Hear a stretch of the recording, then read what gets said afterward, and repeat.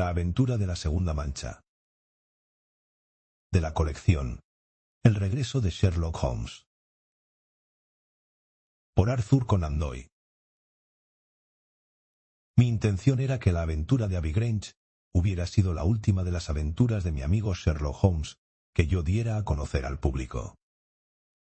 Esta decisión no se debía a la escasez de material, ya que dispongo de notas acerca de varios centenares de casos que nunca he llegado a mencionar, ni tampoco a que mis lectores hayan ido perdiendo interés por la personalidad única y los métodos extraordinarios de este hombre inigualable. La verdadera razón hay que buscarla en el poco entusiasmo demostrado por el propio señor Holmes ante la continua publicación de sus experiencias. Mientras estuvo ejerciendo su profesión, la relación de sus éxitos tenía para él una cierta utilidad práctica. Pero desde que se retiró definitivamente de Londres, para dedicarse al estudio y la apicultura en las tierras bajas de Sussex, la notoriedad le ha llegado a resultar aborrecible, y ha insistido de manera terminante en que se respeten sus deseos en este aspecto. Solo cuando le recordé que yo había prometido que la aventura de la Segunda Mancha se publicaría cuando llegase el momento adecuado, y le hice notar la conveniencia de que esta larga serie de episodios culminará en el más importante caso internacional que jamás se le encomendó, conseguí obtener su autorización para exponer al público una versión del asunto que hasta ahora se ha mantenido celosamente oculta. Si en algún momento del relato parece que soy algo inconcreto en ciertos detalles, el lector sabrá comprender que existe una excelente razón para mi reticencia. Sucedió pues que un martes de otoño por la mañana, en un año y una década que quedarán sin precisar, recibimos en nuestros humildes aposentos de Baker Street a dos visitantes famosos en toda Europa. Uno de ellos, austero, solemne, dominante y con ojos de águila, era nada menos que el ilustre Lord Bellinger, 2 veces primer ministro de Gran Bretaña. El otro, moreno, elegante y de rasgos muy marcados, apenas entrado en la madurez y dotado de toda clase de cualidades físicas y mentales, era el muy honorable Trelawney Hope, ministro de Asuntos Europeos y el estadista más prometedor del país. Se sentaron uno junto al otro en nuestro sofá lleno de papeles revueltos, y se notaba a primera vista, por sus expresiones preocupadas y ansiosas, que el asunto que los había traído era de la máxima importancia. Las manos delgadas del primer ministro, surcadas por venas azules, apretaban con fuerza el puño de marfil de su paraguas, y su rostro demacrado y ascético nos dirigía sombrías miradas, primero a Holmes y después a mí. El ministro de Asuntos Europeos se tiraba, nervioso, del bigote y jugueteaba con los dijes de la cadena de su reloj. Cuando descubrí la pérdida, señor Holmes, lo cual sucedió a las 8 de esta mañana, informé inmediatamente al primer ministro. Ha sido idea suya que vengamos a verle. ¿Han informado ustedes a la policía? No, señor Holmes, respondió el primer ministro con la manera de hablar rápida y tajante que le había hecho famoso. Ni lo hemos hecho, ni es posible hacerlo.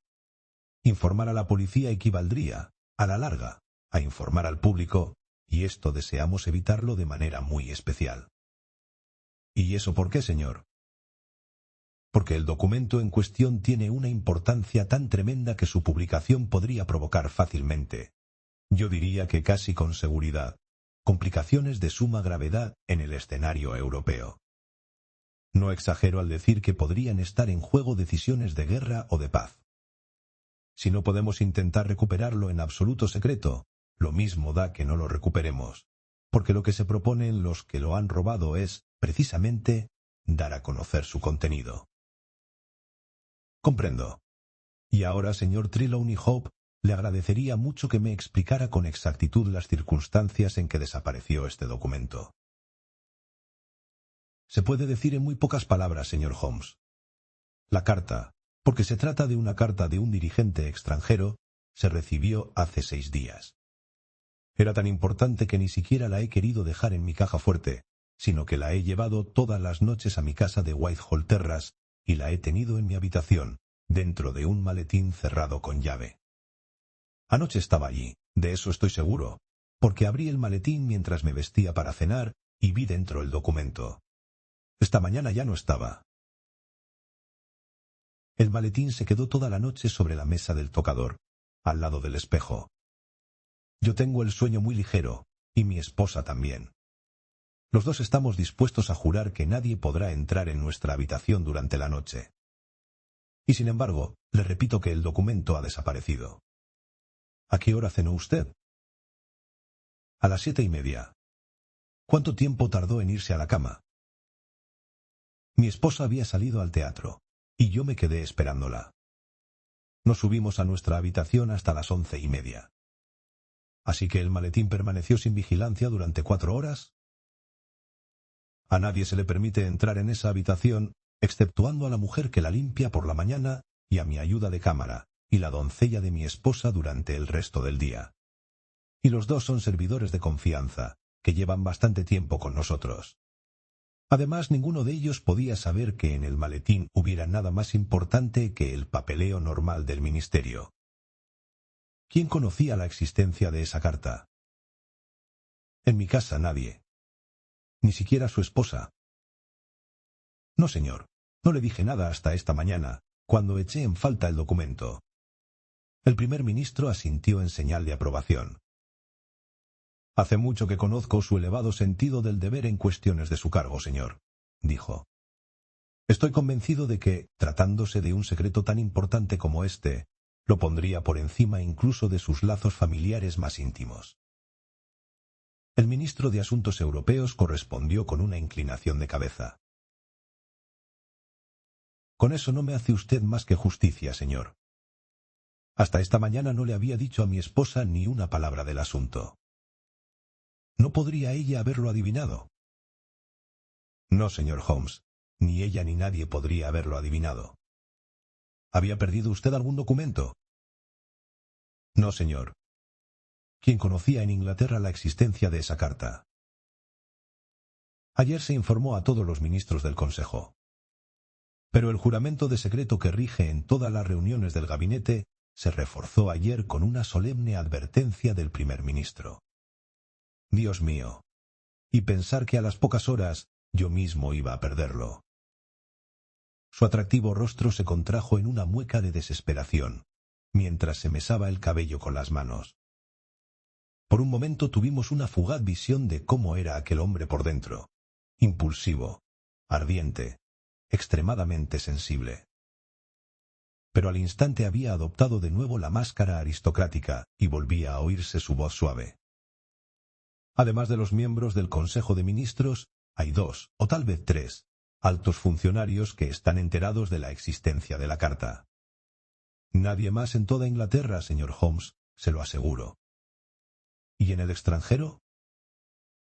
Me inclino a creer que no la ha visto nadie más que la persona que la escribió. Estoy convencido de que sus ministros, de que no se han utilizado los cauces oficiales habituales. Holmes reflexionó durante unos momentos. Bien, señor. Tengo que pedirle detalles más concretos sobre ese documento, y saber por qué su desaparición puede acarrear tan graves consecuencias. Los dos estadistas intercambiaron una rápida mirada, y las hirsutas cejas del primer ministro se contrajeron en un ceño fruncido. Verá, señor Holmes, está en un sobre largo y delgado, de color azul claro. Tiene un sello de lacre rojo, con un león rampante estampado. La dirección está escrita a mano, en letra grande y firme. Me temo, interrumpió Holmes, que por muy interesantes e incluso esenciales que sean esos detalles, mi pregunta debe llegar a la raíz del asunto. ¿De qué trataba esa carta? Eso es un secreto de Estado de la máxima importancia, y me temo que... No puedo decírselo, y tampoco me parece que sea necesario. Si usted, valiéndose de las facultades que se dice que posee, es capaz de encontrar el sobre que le he descrito, con su contenido, habrá prestado un gran servicio a su país y se habrá hecho merecedor de cualquier recompensa que esté en nuestra mano concederle. Sherlock Holmes se puso en pie, sonriente. Son ustedes 2 de los hombres más ocupados del país, dijo, y yo mismo, en mi modestia, también tengo mucho trabajo por hacer. Lamento muchísimo no poder ayudarles en este asunto, y prolongar esta entrevista sería una pérdida de tiempo. El primer ministro se puso en pie de un salto, con aquel brillo rápido y feroz en sus ojos hundidos que acobardaba a los consejos de ministros. «No estoy acostumbrado», empezó a decir, pero logró dominar su cólera y se sentó de nuevo. Durante 1 minuto o más, todos permanecimos en silencio. Por fin, el anciano estadista se encogió de hombros. «Tendremos que aceptar sus condiciones, señor Holmes. No cabe duda de que tiene usted razón, y no podemos esperar que se ponga en acción a menos que le otorgamos nuestra plena confianza». «Estoy de acuerdo con usted, señor», dijo el estadista más joven. «En tal caso se lo contaré, confiando por completo en su honor y en el de su compañero, el doctor Watson. También podría apelar a su patriotismo, ya que no se me ocurre una desgracia peor para nuestro país que la que podría producirse si saliera a la luz este asunto. Puede usted confiar en nosotros». Pues bien, la carta es de cierto dirigente extranjero, molesto por algunos sucesos coloniales en los que ha intervenido recientemente nuestro país. La ha escrito en un arrebato y bajo su propia responsabilidad. Por lo que hemos podido averiguar, sus ministros no saben nada del asunto. Lo malo es que está redactada de un modo tan poco afortunado, y algunas frases son tan provocativas que si se publicaran darían lugar, sin duda, a un estado de opinión muy peligroso. Se produciría en el país una ebullición de tal calibre, que me atrevería a decir que a la semana de publicarse la carta, este país se vería envuelto en una terrible guerra. Holmes escribió un nombre en una hoja de papel y se la pasó al primer ministro. Exacto. Ha sido él. Y su carta, esta carta que puede significar un gasto de miles de millones y la pérdida de cientos de miles de vidas humanas, es la que se ha perdido de manera tan inexplicable. ¿Han informado usted al remitente? Sí, señor. Hemos enviado un telegrama en clave. Tal vez él desee que la carta se publique. No, señor. Tenemos razones de peso para creer que él se ha dado cuenta de que actuó de manera acalorada e imprudente. Para él y su país, la publicación de esta carta supondría un golpe aún más duro que para nosotros. En ese caso, ¿a quién le interesa que se publique la carta? ¿Por qué puede desear alguien robarla o publicarla? Ahí, señor Holmes, nos metemos en el campo de la alta política internacional. Pero si considera usted la situación en Europa, no le resultará difícil comprender el motivo. Europa entera es un campamento armado.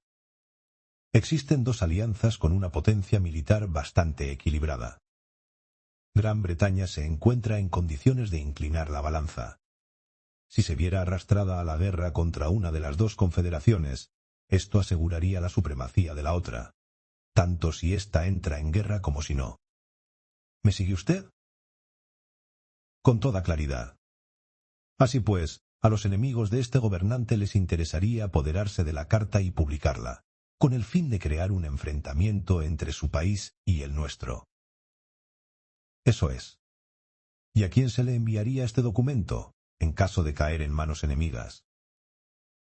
A cualquiera de las grandes cancillerías de Europa. Probablemente en estos instantes ya va camino de una de ellas, a toda la velocidad a la que pueda llevarla un vehículo de vapor. El señor Trelawney Hope dejó caer la cabeza sobre el pecho y suspiró en voz alta. El primer ministro apoyó una mano consoladora en su hombro. Ha tenido usted mala suerte, querido amigo. Nadie le culpa de nada. No ha omitido usted ninguna precaución. Y ahora, señor Holmes, ya dispone usted de todos los datos. ¿Qué medidas recomienda? Holmes movió la cabeza con expresión triste. ¿Está usted convencido, señor, de que si no se recupera ese documento habrá guerra? Lo considero muy probable. Entonces, señor, prepárese para la guerra. Esas son palabras muy duras, señor Holmes. Considere los hechos, señor. Es completamente imposible que lo robaran después de las 11:30 de la noche, ya que, según he creído entender, El señor Hope y su esposa permanecieron en su habitación desde esa hora hasta que se descubrió el robo. Así pues, lo tuvieron que robar ayer entre las 7:30 y las 11:30, probablemente más cerca de la primera hora, ya que es obvio que quien se lo llevó sabía que estaba allí, y lo más natural es que procurara apoderarse de él lo antes posible. Ahora bien, dada la hora en que se robó y la importancia del documento, ¿dónde puede estar ahora? Nadie tiene motivo alguno para retenerlo. Es preciso hacerlo llegar rápidamente a manos de quienes lo necesitan. ¿Qué posibilidades tenemos a estas alturas de alcanzarlos? Ni siquiera de seguirles la pista. Ni la más mínima. El primer ministro se levantó del sofá. Lo que dice es completamente lógico, señor Holmes. A mí también me parece que el asunto está fuera de nuestras posibilidades. Supongamos, solo a manera de hipótesis, que lo hubiera robado la doncella o el ayuda de cámara. Los dos son sirvientes antiguos y de confianza. Me pareció entender que su habitación se encuentra en la segunda planta, que no se puede entrar desde fuera de la casa, y que nadie habría podido llegar desde dentro sin que le vieran. En tal caso, la carta tiene que haberla robado alguien de la casa. ¿A quién se la pudo entregar el ladrón? A cualquiera de los varios espías internacionales y agentes secretos, con cuyos nombres estoy relativamente familiarizado. Hay 3 de ellos que podrían considerarse como las estrellas de su profesión. Comenzaré mis indagaciones intentando averiguar si todos ellos continúan en sus puestos. En caso de faltar alguno de ellos, y sobre todo si falta desde anoche, dispondremos de algún indicio sobre el lugar de destino del documento. ¿Por qué no habría de continuar en su puesto?, preguntó el ministro de Asuntos Europeos. Podría perfectamente haberlo llevado a alguna embajada en Londres. No creo que lo haya hecho. Estos agentes trabajan por libre, y muchas veces sus relaciones con las embajadas son algo tirantes. El primer ministro asintió en señal de aprobación. Creo que tiene usted razón, señor Holmes. Tratándose de un botín tan valioso, lo llevaría personalmente. Su línea de acción me parece excelente. Mientras tanto, Hope, no podemos descuidar nuestros otros deberes a causa de esta desgracia. En caso de producirse alguna novedad durante el día de hoy, nos pondremos en comunicación con usted. Y usted, naturalmente, nos tendrá al corriente de los resultados de sus investigaciones. Los 2 estadistas hicieron una inclinación de cabeza y salieron de la habitación con aire solemne. Cuando nuestros ilustres visitantes se hubieron marchado, Holmes encendió su pipa sin pronunciar palabra, y se quedó un buen rato sumido en profundas reflexiones. Yo me había puesto a hojear el periódico de la mañana, y me encontraba inmerso en un crimen sensacional que se había cometido en Londres la noche antes, cuando mi amigo soltó una exclamación, se puso en pie de un salto y dejó la pipa sobre la repisa de la chimenea. Sí, dijo, no hay mejor manera de abordarlo. La situación es muy... Asesinato en Westminster. Grave, pero no desesperada. Si pudiéramos estar seguros de cuál de ellos la tiene, porque todavía es posible que no haya salido de sus manos. Al fin y al cabo, estos tipos se mueven por dinero, y yo cuento con el respaldo del Tesoro Nacional. Si está a la venta, puedo comprarla, aunque ello signifique que todos paguemos un penique más de impuestos. Es perfectamente posible que nuestro hombre esté aguardando a escuchar las ofertas de este bando antes de probar suerte con el otro. Y solo existen 3 hombres capaces de jugar un juego tan arriesgado: Oberstein, Latotiere y Eduardo Lucas. Tendré que verlos a los 3. Yo eché un vistazo al periódico. ¿Se refiere usted a Eduardo Lucas, de Godolphin Street? Sí. Pues a ese no lo verá usted. ¿Por qué no? Esta noche ha sido asesinado en su casa. Eran tantas las veces que mi amigo me había asombrado en el transcurso de sus aventuras, que sentí verdadera satisfacción al darme cuenta de que esta vez era yo quien le había dejado completamente atónito. Me miró como alucinado y me arrebató el periódico de las manos. Esto era lo que estaba leyendo cuando él se levantó de su asiento. La pasada noche se cometió un crimen en circunstancias misteriosas en el número 16 de Godolphin Street.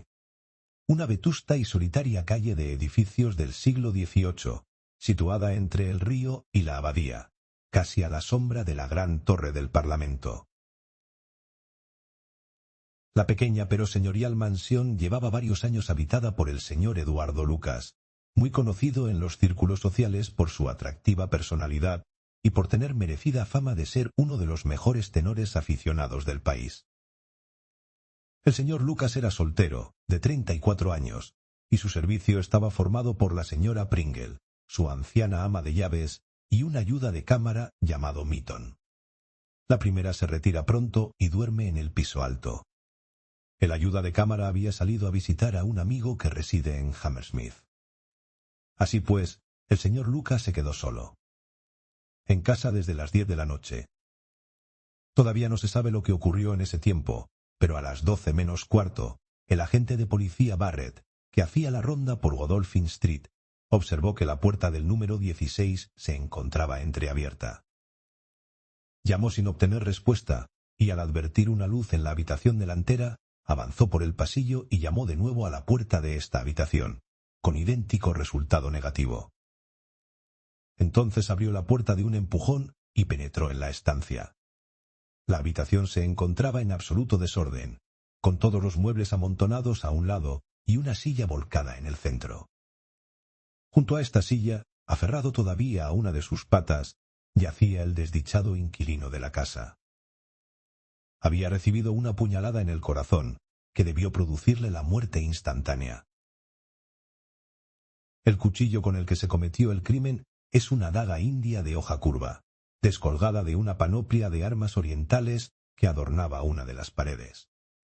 En cuanto al móvil del crimen, no parece haber sido el robo, ya que no falta ninguno de los objetos de valor que contenía la habitación. El señor Eduardo Lucas era tan conocido y apreciado que su violenta y misteriosa muerte ha provocado una gran consternación en su extenso círculo de amistades. Bien, Watson, ¿qué le parece esto? Una coincidencia asombrosa. Una coincidencia. Aquí tenemos a uno de los 3 hombres que habíamos señalado como posibles participantes en este drama. Y resulta que muere de una manera violenta durante las mismas horas en que el drama se representaba. Las posibilidades de que se trate de una coincidencia son tan ínfimas que no existen números para representarlas. No, querido Watson, los 2 sucesos están relacionados, tienen que estar relacionados. A nosotros nos toca descubrir la relación. Pero ahora la policía estará enterada de todo. Nada de eso. La policía sabe lo que ha visto en Godolphin Street.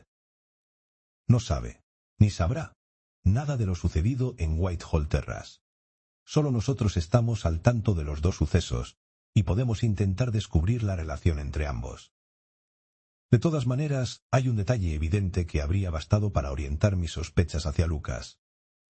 Godolphin Street está en Westminster, a pocos minutos de Whitehall Terrace. Los otros 2 agentes secretos que he mencionado viven al extremo del West End. Por tanto, a Lucas le resultaba más fácil que a los otros establecer un contacto o recibir un mensaje de la casa del ministro de Asuntos Europeos. Es poca cosa, pero cuando los hechos se concentran en tan pocas horas, puede resultar esencial. ¡Caramba! ¿Qué tenemos aquí? Había aparecido la señora Hudson, trayendo en bandeja una tarjeta de mujer. Holmes le echó un vistazo, levantó las cejas y me la pasó a mí. «Dígale a Lady Hilda Trelawney Hope que tenga la bondad de pasar», dijo. Un momento después, nuestro humilde apartamento, que ya se había visto honrado aquella mañana, se honró aún más con la entrada de la mujer más encantadora de Londres. Yo había oído hablar con frecuencia de la belleza de la hija menor del duque de Belminster, pero ni las descripciones ni las fotografías en blanco y negro me había preparado para el sutil y delicado encanto y el hermoso colorido de aquella cabeza exquisita. Sin embargo, tal como nosotros la vimos aquella mañana de otoño, no era su belleza lo primero que impresionaba al observador. El cutis era admirable, pero se veía pálido de emoción. Los ojos brillaban, pero su brillo era febril. La delicada boca se apretaba y fruncía en un intento de mantener la calma.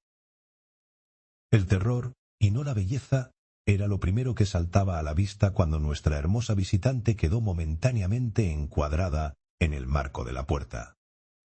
¿Ha estado aquí mi marido, señor Holmes? Sí, señora, ha estado aquí. Señor Holmes, le suplico que no le diga que he venido. Holmes respondió con una fría inclinación de cabeza y le ofreció un asiento. Señora, me coloca usted en una situación muy delicada. Le ruego que se siente y me explique qué desea, pero me temo que no puedo hacerle promesas incondicionales. La dama cruzó la habitación y se sentó de espaldas a la ventana. Verdaderamente aquella mujer alta, elegante e intensamente femenina tenía el porte de una reina. Señor Holmes, dijo mientras cruzaba y descruzaba las manos enfundadas en guantes blancos, voy a hablarle con sinceridad, y confío en que usted, a cambio, sea sincero conmigo. Entre mi marido y yo existe absoluta confianza en todos los aspectos, excepto en uno, la política.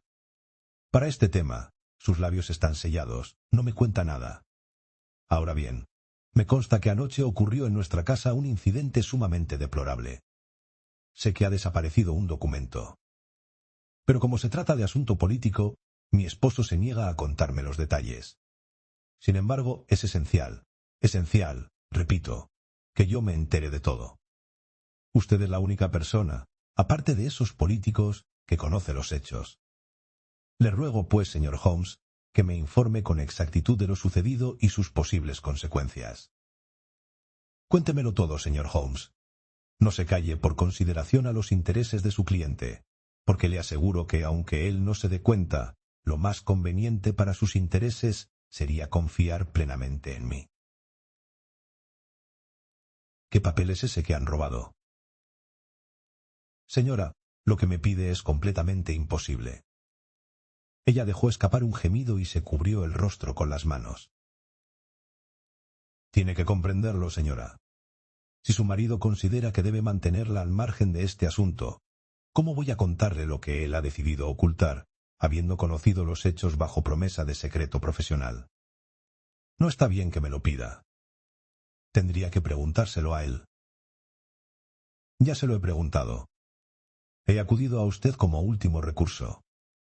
Pero aunque no me diga nada concreto, señor Holmes, puede usted hacerme un gran servicio si me aclara un único detalle. ¿Cuál, señora? ¿Puede este incidente perjudicar la carrera política de mi marido? Bueno, señora, desde luego, a menos que se resuelva favorablemente, puede tener efectos muy lamentables. ¡Ah!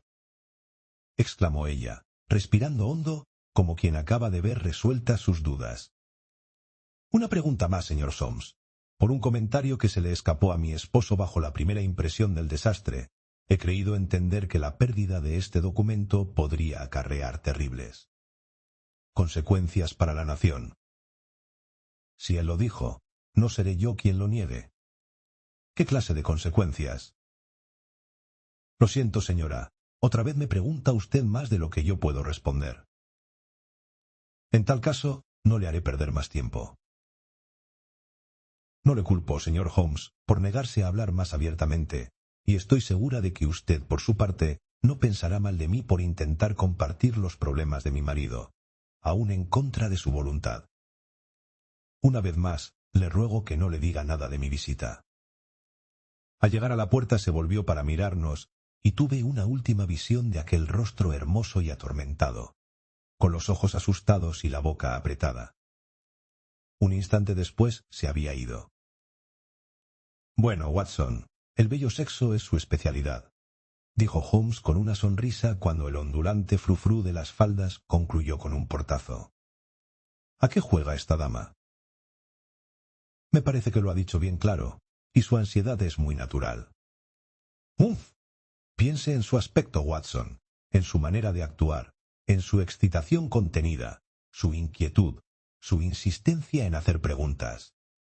Recuerde que pertenece a una casta que no suele exteriorizar sus emociones. Desde luego, venía muy alterada. Recuerde también el curioso convencimiento con que nos aseguró que sería mejor para su marido que ella lo supiera todo. ¿Qué quería decir con eso? Y se habrá fijado usted, Watson, en cómo se situó para tener la luz a la espalda. No quería que leyéramos su cara. Sí, se sentó en la única silla de la habitación. Sin embargo, los motivos de las mujeres son tan inescrutables. ¿Se acuerda de aquella mujer de Margate, de la que yo sospeché por la misma razón? Y lo que sucedía era que no se había empolvado la nariz. ¿Cómo puedes construir algo sobre bases tan movedizas? Sus actos más triviales pueden significar una inmensidad, y sus comportamientos más extraordinarios pueden depender de una horquilla o un rizador de pelo. Buenos días, Watson. ¿Va usted a salir?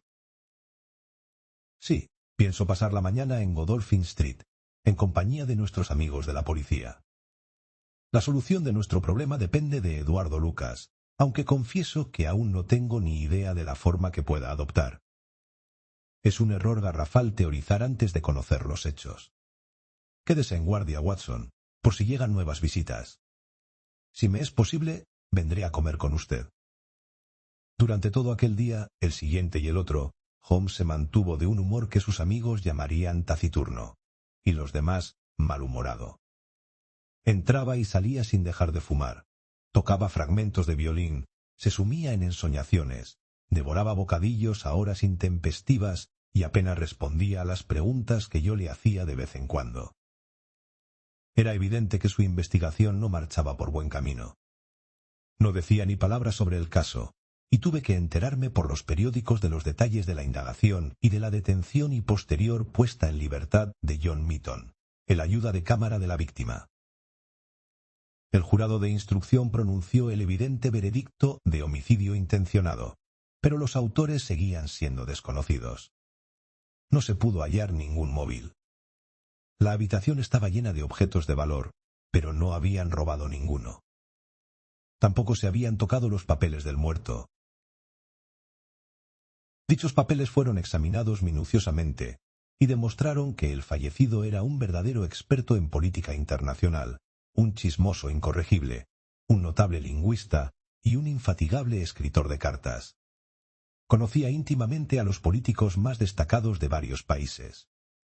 Pero no se pudo encontrar nada sensacional entre los abundantes documentos que llenaban sus cajones. En cuanto a sus relaciones con mujeres, parecían haber sido numerosas, pero superficiales. Tenía muchas conocidas, pero pocas amigas, y no parecía haber amado a ninguna. Era hombre de costumbres ordenadas y conducta inofensiva. Su muerte constituía un absoluto misterio, y lo más probable era que continuara siéndolo. En cuanto a la detención de John Mitton, el ayuda de cámara había sido una medida desesperada, como única alternativa a no hacer nada. Pero no se pudo mantener la acusación. Aquella noche, Mitton había estado visitando a unos amigos en Hammersmith, y disponía de una coartada perfecta. Es cierto que emprendió el regreso a casa con tiempo de sobra para llegar a Westminster antes de la hora en que se descubrió el crimen, pero alegó que había hecho parte del camino andando, lo cual parecía bastante probable, dado que hacía una noche deliciosa. El caso es que llegó a casa a las 12 de la noche, y pareció quedar abrumado por la inesperada tragedia. Siempre se había llevado bien con su señor. En sus cajones se habían encontrado varios artículos pertenecientes a la víctima, entre ellos un estuche con navajas de afeitar, pero él explicó que se trataba de regalos de la víctima, y el ama de llaves corroboró esta versión. Mitton llevaba 3 años trabajando al servicio de Lucas. Llamaba la atención que éste nunca lo llevase con él al continente. Lucas hacía ocasionales viajes a París, que podían durar hasta 3 meses, pero Mitton se quedaba al cuidado de la casa de Godolphin Street. En cuanto al ama de llaves, no había oído nada la noche del crimen. Si su señor había recibido alguna visita, tuvo que abrirle la puerta él mismo. Así pues, por lo que yo pude leer en los periódicos, el misterio llevaba durando ya 3 días. Si Holmes sabía algo más, se lo guardaba para sí mismo. No obstante, me había dicho que el inspector Lestrade le mantenía informado del caso, así que me constaba que estaba al tanto de los detalles de la investigación. Al cuarto día, el Daily Telegraph publicó un largo comunicado de su corresponsal en París, que parecía resolver todo el asunto. La policía de París acaba de realizar un descubrimiento que levanta el velo del misterio que envolvía la trágica muerte de Eduardo Lucas, asesinado durante la noche del pasado lunes en Godolphin Street, Westminster. Como recordarán nuestros lectores, el señor Lucas fue encontrado apuñalado en su habitación, y se llegó a sospechar de su ayuda de cámara, aunque éste disponía de una coartada que disipó toda sospecha. Ayer en París, la servidumbre de una mujer, identificada como la señora de Henri Fornaye, que reside en una pequeña mansión de la Rue Austerlitz, comunicó a las autoridades que su señora presentaba síntomas de locura. Tras someterla a un examen, se comprobó que, efectivamente, padecía una manía de carácter peligroso y permanente. La policía ha podido averiguar que la señora de Henri Fornaye había llegado de Londres el martes, y existen indicios que la relacionan con el crimen de Westminster. La comparación de fotografías ha demostrado de manera concluyente que los señores Henri Fornaye y Eduardo Lucas eran una misma persona, y que por alguna razón el fallecido llevaba una doble vida entre Londres y París. La señora Fornaye, que es de origen criollo, tiene un carácter muy excitable, y en ocasiones ha sufrido ataques de celos de tipo histérico. Se sospecha que durante uno de estos ataques cometió el crimen que tanta sensación ha causado en Londres. No se han reconstruido aún sus movimientos durante la noche del lunes, pero se sabe con certeza que una mujer que responde a su descripción causó un gran revuelo el martes por la mañana en la estación de Charing Cross con su aspecto enloquecido y sus gestos violentos. Así pues, parece probable que cometiera el crimen en un ataque de locura, o que perdiera el juicio a consecuencia de su acción. Por el momento, la infeliz mujer se ha mostrado incapaz de hacer una declaración coherente, y los médicos no abrigan esperanzas de que recupere la razón. Se ha sabido que la noche del lunes se vio a una mujer, que bien podría haber sido Madame Fornaye, vigilando durante varias horas la casa de Godolphin Street. ¿Qué le parece esto, Holmes?, pregunté después de haberle leído el artículo en voz alta mientras él terminaba el desayuno. Querido Watson, respondió levantándose de la mesa y dando zancadas por la habitación. Yo sé lo mucho que está usted sufriendo, pero si no le he contado nada en estos 3 días es porque no hay nada que contar. Y tampoco este informe de París nos sirve de mucha ayuda. Pues parece que aclara de manera concluyente la muerte de ese hombre. La muerte de ese hombre no es más que un mero incidente, un episodio trivial en comparación con nuestra auténtica tarea, que consiste en seguir la pista de ese documento y salvar a Europa de la catástrofe. En estos 3 días solo ha ocurrido una cosa importante, y es que no ha ocurrido nada. Recibo informes del gobierno casi cada hora, y en ninguna parte de Europa se ha advertido señal alguna de agitación. En cambio, si esta carta estuviera circulando... No puede estar circulando, pero en ese caso, ¿dónde está? ¿Quién la tiene? ¿Por qué la mantiene oculta? Esa pregunta me golpea el cerebro como un martillo. Ha sido una coincidencia que Lucas muriera. ¿Asesinado la misma noche en que desapareció la carta? ¿Llegó la carta a sus manos? ¿Acaso se la llevó esa esposa loca que resulta que tenía? ¿Y si se la lleva ella, estará en su casa de París? ¿Cómo podría yo registrarla sin despertar las sospechas de la policía francesa? Este es un caso, querido Watson, en el que la ley nos resulta tan peligrosa como los propios criminales. Estamos solos contra todos, pero lo que está en juego es tremendo. Si lograra resolverlo de manera satisfactoria, no cabe duda de que este caso representaría el broche de oro a mi carrera. Aquí llega la última parte de guerra. Echó un vistazo a la nota que acababan de entregarle. Vaya, parece que Lestrade ha descubierto algo interesante. Póngase el sombrero, Watson, que vamos a dar un paseo hasta Westminster. Era mi primera visita al escenario del crimen. Una casa alta y estrecha, algo deslucida, cursi, correcta y sólida como el siglo que la vio nacer. El rostro del bulldog de Lestrade nos miraba desde la ventana delantera. Un corpulento policía de uniforme nos abrió la puerta y el inspector nos salió a recibir efusivamente. Nos hizo pasar a la habitación en la que se había cometido el crimen, pero ya no quedaba ninguna huella del mismo, con excepción de una fea mancha de forma irregular sobre la alfombra. Dicha alfombra era una pieza india, pequeña y cuadrada, situada en el centro de la habitación y rodeada por amplios márgenes de precioso entarimado antiguo, formado por bloques cuadrados de madera muy pulimentados. Sobre la chimenea colgaba una magnífica panoplia llena de armas, una de las cuales era la que se había utilizado aquella trágica noche. Junto a la ventana había un suntuoso escritorio, y todos los detalles de la habitación, cuadros, alfombras y colgaduras, indican un gusto por lo fastuoso que rondaba los límites de la afectación. ¿Ha leído las noticias de París?, preguntó Lestrade. Holmes asintió. Esta vez parece que nuestros amigos franceses han dado en el clavo. No cabe duda de que ocurrió como ellos dicen.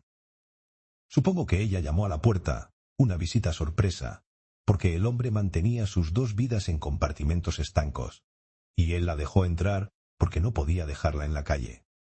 Ella le explicó cómo había logrado dar con él, le reprochó su conducta, una cosa llevó a la otra, y con esa daga tan al alcance de la mano pasó lo que tenía que pasar.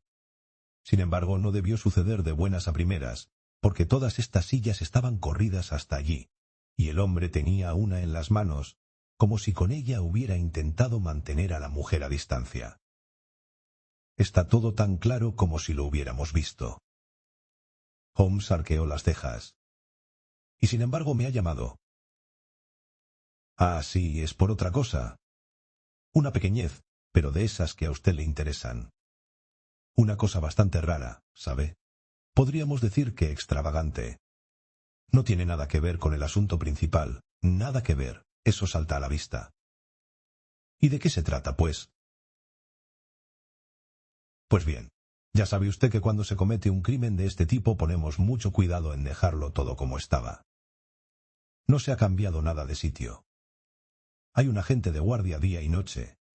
Esta mañana, después de enterrar a la víctima y dar por terminadas las investigaciones en lo que a este cuarto se refiere, se nos ocurrió adecentar un poco. ¿Ve esa alfombra? Fíjese en que no está clavada al suelo, solo colocada encima. Así que pudimos levantarla. Y encontramos... ¿Sí? ¿Qué encontraron? El rostro de Holmes se estaba poniendo tenso de ansiedad. Estoy seguro de que no lo adivinaba ni en 100 años. ¿Ve usted esa mancha en la alfombra? Es de suponer que una buena parte debió de atravesar la alfombra hasta el suelo. ¿No le parece? Desde luego que sí. Pues bien, le sorprenderá saber que no hay ninguna mancha en la madera del suelo. Que no haya manchas. Pero sí tiene que haberla. Sí, eso pensaría cualquiera. Pero lo cierto es que no hay manchas. Agarró la punta de la alfombra y la levantó para demostrar lo que decía. Sin embargo, la alfombra está tan manchada por debajo como por encima. Tiene que haber dejado alguna marca. Lestrade se rió por lo bajo, encantado de tener tan desconcertado al famoso experto. Ahora verá la explicación. Sí que hay una segunda mancha, pero no está debajo de la primera. Véalo usted mismo. Y diciendo esto, levantó otra parte de la alfombra, y efectivamente allí había una gran mancha escarlata sobre la madera blanca del antiguo entarimado. ¿Qué le parece esto, señor Holmes? Bueno, es muy sencillo. Las dos manchas coincidían, pero alguien ha girado la alfombra. Era fácil hacerlo, siendo cuadrada y no estando sujeta al suelo. Hombre, señor Holmes, no hace falta que usted nos diga que alguien ha girado la alfombra. Eso está clarísimo, ya que las manchas coinciden a la perfección con solo poner la alfombra de esta otra manera. Lo que yo querría saber es quién giró la alfombra y por qué. El rostro rígido de Holmes indicaba que mi amigo estaba vibrando de excitación interna. Vamos a ver, Lestrade, dijo. ¿Ese policía del pasillo ha estado de guardia en la casa todo el tiempo? Pues sí. Bien, siga mi consejo. Interróguelo a fondo. No lo haga delante de nosotros. Llévelo a la habitación de atrás y nosotros nos quedaremos esperando aquí. Pregúntele cómo se ha atrevido a dejar que entrase aquí gente y se quedara sola en esta habitación. No le pregunte si ha dejado entrar a alguien. Delo por hecho. Dígale que usted sabe que aquí ha estado alguien. Apriétame. Dígale que la única oportunidad que tiene de obtener el perdón es haciendo una confesión completa. Haga exactamente lo que le digo. Por San Jorge, que si sabe algo yo se lo sacaré, exclamó Lestrade, saliendo disparado hacia el vestíbulo. A los pocos segundos oímos su voz autoritaria, procedente de la habitación de atrás. «Ahora, Watson, ahora», gritó Holmes con ansia frenética. Toda la fuerza demoníaca que aquel hombre disimulaba bajo su máscara de indiferencia estalló en un paroxismo de energía. Apartó de un tirón la alfombra india, y un instante después estaba a cuatro patas, hurgando con las uñas las tablillas del suelo. Una de ellas se movió hacia un lado al introducir Holmes las uñas en la juntura, y giró hacia atrás como la tapa de una caja, descubriendo una pequeña y negra cavidad bajo el suelo. Holmes introdujo su ansiosa mano en el hueco y volvió a sacarla con un gruñido de disgusto y decepción. Estaba vacío. «Deprisa, Watson, deprisa. Hay que volverla a colocar». Volvió a tapar el hueco, y apenas habíamos tenido tiempo de colocar en su sitio la alfombra cuando oímos la voz de Lestrade en el pasillo. Al entrar, encontró a Holmes lánguidamente apoyado en la repisa de la chimenea, con expresión resignada y paciente, como si le costara trabajo disimular sus irreprimibles bostezos. «Lamento haberle hecho esperar, señor Holmes. Ya veo que se está muriendo de aburrimiento con este asunto». «Bien, pues sí que ha confesado. Acérquese, Macpherson. Quiero que estos caballeros se enteren de su inexcusable conducta». El enorme policía, enojadísimo y muy arrepentido, entró como arrastrándose en la habitación. «Lo hice sin mala intención, señor, se lo aseguro. La señorita llamó anoche a la puerta. Se había equivocado de casa, ¿sabe usted? Y nos pusimos a hablar. Se siente uno muy solo cuando tiene que estar de guardia todo el día». «Bien, ¿y qué sucedió luego?» «Quería ver el lugar donde se había cometido el crimen. Dijo que había leído la noticia en los periódicos. Era una señorita muy respetable y muy bien hablada, señor. Y no vi nada de malo en dejarla que echara un vistazo. Cuando vio la mancha en la alfombra cayó desmayada al suelo y se quedó como muerta. Corrí a la parte de atrás y traje un poco de agua, pero no. Conseguí hacerla volver en sí. Entonces fui a Libby Plant, el bar de la esquina, para pedir un poco de brandy. Pero cuando regresé a la casa la joven había vuelto en sí y se había marchado. Supongo que se sintió avergonzada y no se atrevió a encararse conmigo. ¿Y qué me dice de lo de mover esa alfombra? Verá, señor, desde luego estaba un poco arrugada cuando volví. Como ella se cayó encima, y la alfombra está sobre un suelo pulido, sin nada que la sujete. Así que la estiré un poco. «Esto le enseñará que no puede usted engañarme, agente Macpherson», dijo Lestrade, muy digno. «Seguro que pensaba que nunca se descubriría que había faltado usted a su deber, pero ya ve que me ha bastado una simple mirada a esa alfombra para saber, sin ningún género de dudas, que en esta habitación había entrado alguien. Tiene usted suerte, joven, de que no falte nada, pues de lo contrario las iba a pasar negras. Lamento haberle hecho venir por una tontería como esta, señor Holmes, pero pensé que podría interesarle el hecho de que la segunda mancha no coincidiera con la primera». «Ya lo creo. Ha sido interesantísimo». «Dígame, agente, ¿esa mujer solo ha estado aquí una vez?» «Sí, señor, solo una vez».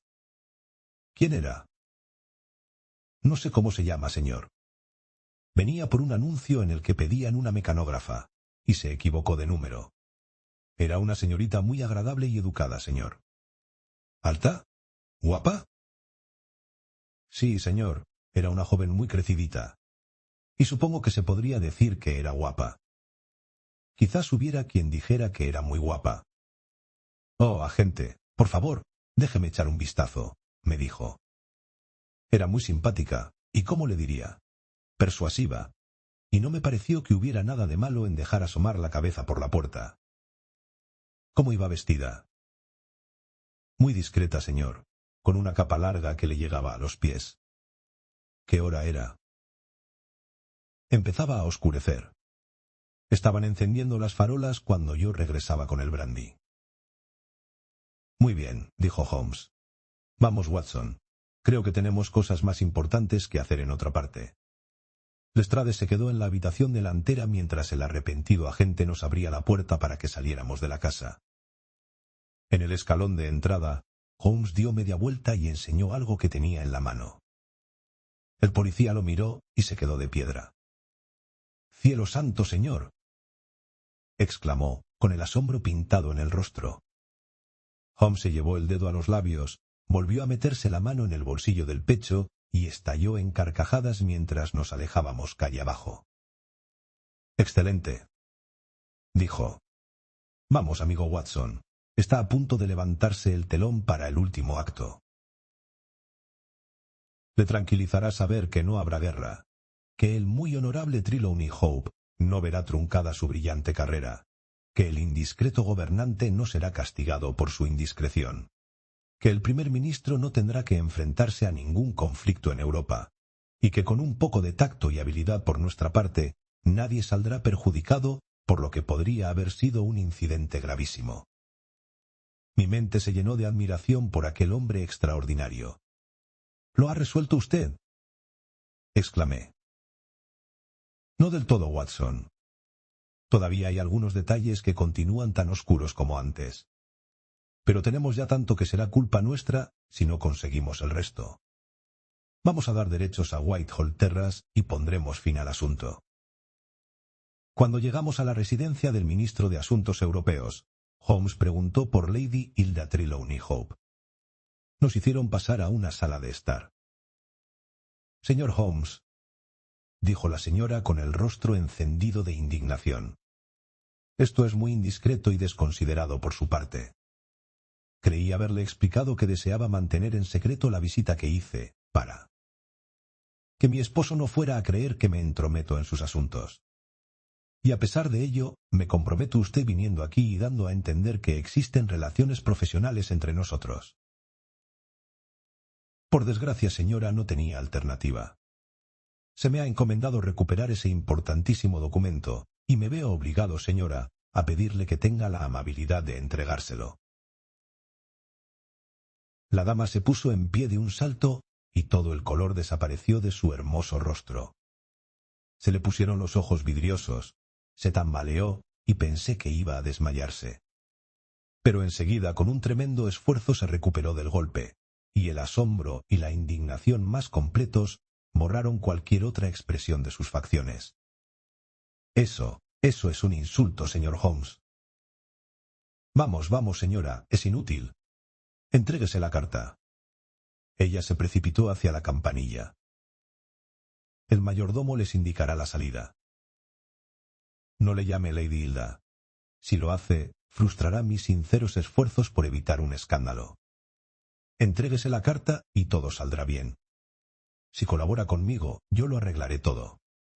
Si me enfrento, tendré que descubrirla». Ella se irguió desafiante, con la dignidad de una reina, y clavó sus ojos en los de Holmes como si pretendiera leer en su alma. Tenía la mano en la campanilla, pero no se decidía a hacerla sonar. «¿Está intentando asustarme? No es muy de hombre, señor Holmes, eso de venir aquí a intimidar a una mujer. Dice que sabe algo. A ver, ¿qué es lo que sabe?». «Le ruego que se siente, señora. Si se cae, puede hacerse daño. No hablaré hasta que se haya sentado». «Gracias. Le concedo 5 minutos, señor Holmes». «Con uno me bastará, Lady Hilda. Estoy enterado de su visita a Eduardo Lucas, de que usted le entregó el documento, de su ingenioso regreso de ayer a la habitación de Lucas, y de cómo sacó la carta del escondrijo que hay debajo de la alfombra». Ella se le quedó mirando con el rostro ceniciento y tragó saliva 2 veces antes de poder hablar. «Está usted loco, señor Holmes, loco», consiguió exclamar por fin. Holmes sacó del bolsillo un trocito de cartulina. Era el rostro de una mujer recortado de una fotografía.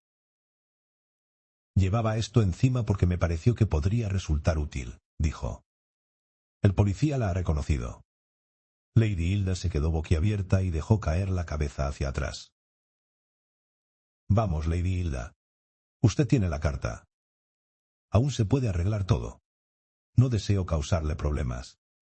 Mi misión habrá concluido cuando le entregue la carta a su esposo. Siga mi consejo y sea sincera conmigo. Es su única oportunidad. Había que descubrirse ante el valor de aquella dama. Ni siquiera entonces se dio por vencida. Le repito, señor Holmes, que comete usted un error absurdo. Holmes se levantó de su asiento. Lo siento por usted, Lady Hilda. He hecho lo que he podido, pero ya veo que todo es en vano. Hizo sonar la campanilla y entró el mayordomo. ¿Está el señor Trelawney Hope en casa? Llegará a la 1:45, señor. Holmes consultó su reloj. Todavía falta un cuarto de hora, dijo. Muy bien, le esperaré. Apenas había terminado el mayordomo de cerrar la puerta cuando Lady Hilda cayó de rodillas a los pies de Holmes, con las manos extendidas y su bello rostro alzado e inundado de lágrimas. Tenga piedad de mí, señor Holmes. Tenga piedad. Suplicaba de manera frenética. Por amor de Dios, no se lo diga. Usted no sabe cómo quiero a mi marido. Por nada del mundo querría verle sufrir, y sé que esto le destrozará el corazón. Holmes la hizo levantar. Gracias a Dios, señora, ha recuperado usted su buen juicio, aunque haya sido en el último momento. No hay un instante que perder. ¿Dónde está la carta? Ella corrió hacia un escritorio, lo abrió y sacó un sobre azul y alargado. Aquí está, señor Holmes. Ojalá no la hubiera visto nunca. ¿Cómo podemos devolverla?, murmuró Holmes. Pronto, pronto. Tenemos que encontrar la manera. ¿Dónde está el maletín de documentos? Sigue en el dormitorio. ¡Qué buena suerte! Rápido, señora, tráigalo aquí. Un momento después la señora aparecía con un maletín rojo en la mano. ¿Cómo lo abrió la otra vez? ¿Tiene una copia de la llave? Sí, claro que la tiene. Ábralo. Lady Hilda se había sacado del pecho una llavecita, con la que abrió el maletín. Estaba repleto de papeles. Holmes metió el sobre azul en medio del montón, entre las páginas de algún otro documento. Una vez cerrado, el maletín regresó al dormitorio. Ya estamos preparados, dijo Holmes. Todavía nos quedan 10 minutos. Lady Hilda, yo voy a hacer todo lo que esté de mi parte por encubrirla. A cambio, usted puede emplear estos minutos en explicar con sinceridad qué significa todo este terrible embrollo. Se lo contaré todo, señor Holmes, gimió ella. Ay, señor Holmes, yo me cortaría la mano derecha antes que darle un disgusto a mi marido. No hay en todo Londres una mujer que ame a su esposo como yo amo al mío. Y sin embargo, si él supiera lo que he hecho, lo que me he visto obligada a hacer, no me lo perdonaría nunca. Tiene un sentido del honor tan alto que no es capaz de olvidar ni de perdonar un acto deshonroso de otra persona. Ayúdeme, señor Holmes. Está en juego mi felicidad, su felicidad, nuestras mismas vidas. Dese prisa, señora, que se acaba el tiempo. Todo se debió a una carta mía, señor Holmes, una carta imprudente que escribí antes de casarme. Una carta tonta, la carta de una chiquilla impulsiva y enamorada. Yo la escribí de manera inocente, pero a mi marido le habría parecido monstruosa. Si la hubiera leído, habría perdido para siempre la confianza en mí. Hace años que la escribí y creía que el asunto estaba olvidado. Pero entonces apareció este hombre, Lucas, y me dijo que la carta había caído en sus manos y que se la iba a enseñar a mi marido. Le supliqué que no lo hiciera, y él me dijo que me devolvería mi carta si yo le proporcionaba cierto documento que, según él, había en el portafolios de mi marido. Tenía algún espía en el ministerio que le había informado de su existencia. Me aseguró que mi marido no sufriría ningún perjuicio. Póngase en mi lugar, señor Holmes. ¿Qué podía hacer? Contárselo todo a su marido. No podía, señor Holmes, no podía. Por un lado, la catástrofe me parecía segura. Por el otro, y aunque me resultara terrible robarle papeles a mi marido, se trataba de un asunto de política, y sus consecuencias se me escapaban, mientras que en un asunto de amor y confianza, las consecuencias me parecían muy claras. Lo hice, señor Holmes. Saqué un molde de su llave, y ese hombre, Lucas, me hizo una copia. Abrí el maletín, saqué el documento y lo llevé a Godolphin Street. ¿Y qué sucedió allí, señora? Llamé a la puerta como habíamos convenido. Lucas abrió. Lo seguí hasta su habitación, dejando entreabierta la puerta del vestíbulo, porque me daba miedo quedarme a solas con aquel hombre. Recuerdo que al entrar me fijé en una mujer que había en la calle. Nuestro negocio quedó concluido en un instante. Él tenía mi carta sobre el escritorio. Yo le entregué el documento. Él me dio la carta. Y en aquel momento oímos un ruido en la puerta y pasos en el pasillo. Lucas levantó a toda prisa la alfombra, metió el documento en alguna especie de escondrijo que tenía allí y lo tapó de nuevo. Lo que sucedió a continuación es como una espantosa pesadilla. Conservo la visión de una cara morena y desencajada, y el sonido de una voz de mujer que gritaba en francés. Mi espera no ha sido en vano. Por fin te he encontrado con ella. Se entabló una lucha feroz. Recuerdo que él cogió una silla, y que en las manos de ella brillaba un cuchillo. Escapé corriendo de aquella terrible escena. Huí de la casa y no supe más hasta la mañana siguiente, cuando leí en el periódico el terrible desenlace.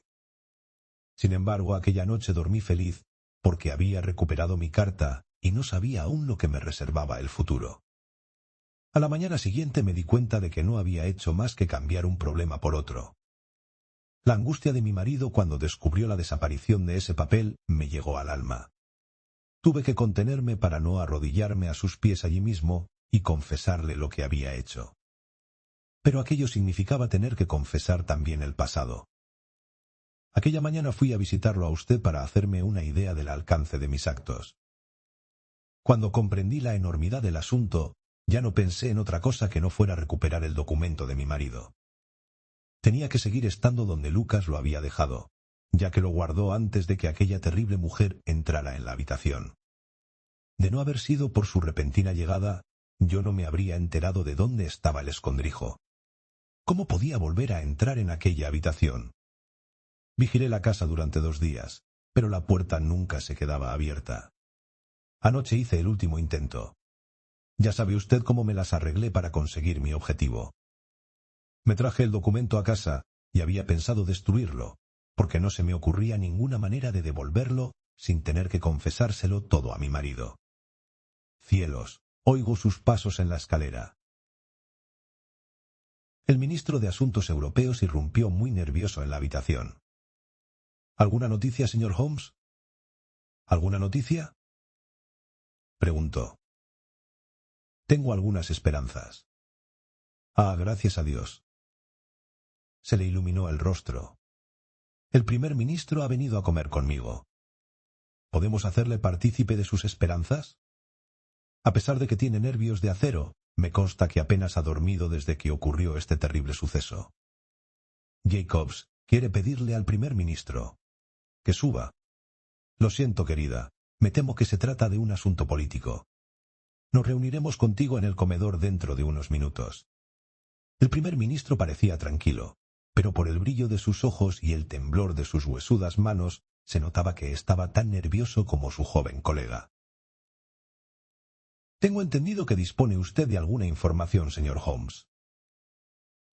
Puramente negativa por el momento, respondió mi amigo. He investigado en todos los lugares donde podría encontrarse el documento, y estoy seguro de que no hay peligro de que caiga en malas manos. Pero eso no es suficiente, señor Holmes. No podemos seguir viviendo permanentemente sobre semejante volcán. Necesitamos algo concreto. Tengo esperanzas de conseguirlo. Por eso estoy aquí. Cuanto más pienso en este asunto, más convencido estoy de que la carta no ha salido de esta casa. Señor Holmes, de haber salido es indudable que a estas alturas ya se habría publicado. Pero, ¿por qué iba nadie a robar solo para dejarla en esta casa? No estoy convencido de que haya sido robada. Entonces, ¿cómo pudo salir del portafolios? No estoy convencido de que haya salido del portafolios. Señor Holmes, si es una broma, no tiene gracia. Puedo asegurarle que salió del maletín. ¿Ha examinado usted el maletín desde el martes por la mañana? No, no hacía ninguna falta. Es posible que la haya pasado por alto. Eso es absolutamente imposible. Pues yo no estoy convencido. He visto casos parecidos. Supongo que habrá otros papeles en ese maletín. Puede haberse mezclado con ellos. Estaba encima de todos. Alguien puede haber movido el maletín, descolocando su contenido. Le digo que no. Lo saqué todo. De todas maneras es fácil comprobarlo, Hope. Intervino el primer ministro. Que traigan aquí ese maletín. El ministro hizo sonar la campanilla. Jacobs, tráigame el maletín de los documentos. Esto es una ridícula pérdida de tiempo, pero si no se va a quedar satisfecho de otra manera, haremos lo que dice. Gracias, Jacobs. Déjelo ahí. Siempre llevo la llave en la cadena del reloj. Mire, aquí están todos los papeles. Carta de Lord Merrow, informe de Sir Charles Harvey, memorándum de Belgrado, notas acerca de los impuestos sobre los cereales en Rusia y Alemania, carta de Madrid, nota de Lord Flowers. Cielo santo, ¿qué es esto? Lord Bellinger. Lord Bellinger. El primer ministro le arrebató de la mano el sobre azul. Sí, es esta. Y la carta está intacta. Hope, le felicito. Gracias, gracias. ¿Qué peso me he quitado de encima? Pero esto es inconcebible, es imposible. Señor Holmes, es usted un mago, un brujo. ¿Cómo sabía que estaba aquí? Porque sabía que no estaba en ninguna otra parte. No puedo creer lo que ven mis ojos. Corrió frenético hacia la puerta. ¿Dónde está mi mujer? Hilda, Hilda. Su voz se perdió por la escalera. El primer ministro miró a Holmes con un centelleo en los ojos. Vamos, vamos, dijo. Aquí hay más de lo que salta a la vista. ¿Cómo volvió la carta a meterse en el maletín? Sonriendo, Holmes se volvió para eludir el intenso escrutinio de aquellos ojos extraordinarios. También nosotros tenemos nuestros secretos diplomáticos, dijo. Y recogiendo su sombrero, se encaminó hacia la puerta. Fin de la historia. Si te gustó, dale like, suscríbete y cuéntanos en los comentarios qué parte fue tu favorita. Nos vemos en la próxima aventura.